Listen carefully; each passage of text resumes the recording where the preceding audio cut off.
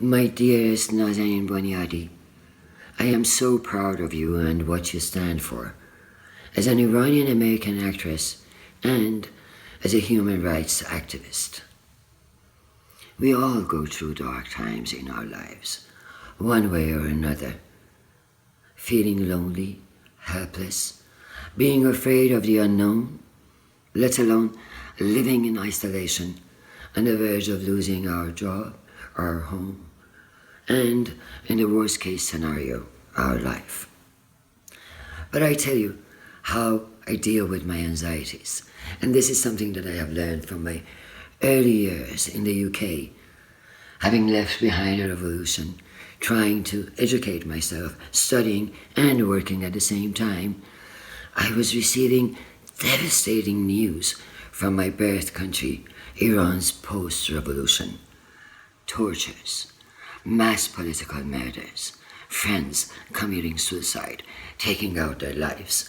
I was on the verge of nervous breakdown. But then I decided to do something about it. So every time I received the bad news, I would force myself to visualize the best moments of my life in the past. I would sit in a corner and just keep thinking for a few minutes, trying to remember all those beautiful moments, visualizing grandma's happy ending bedtime stories, family gatherings, outing with my best friends in my teenagehood, having a crush on the guy next door, and the sensation of love in its early bloom saved me from going insane and doubting in myself.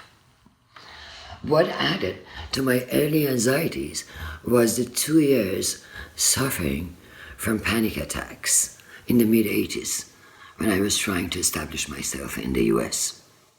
This time, it took me 2 years to fully realize that there was nothing wrong with me, at least not physically, that it was all in the head, imagining the worst. God bless my neighbor, a lovely lady from Eastern Europe. She told me in her beautiful accent, "Darling, don't worry, it's all in the head." Guess what? I started doing the same thing, forcing myself to think of the positive aspects of my life, cruising by the glorious moments in the past, fantasizing an ideal future.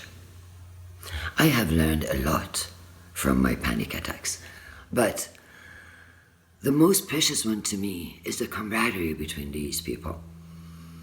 Soon you learn how to take care of one another, how to care about one another. You feel obliged to pass on as much information as you have on this mental sickness. And as you beautifully mentioned, what is a life without service? Helping others will help us too to overcome our fears and anxieties.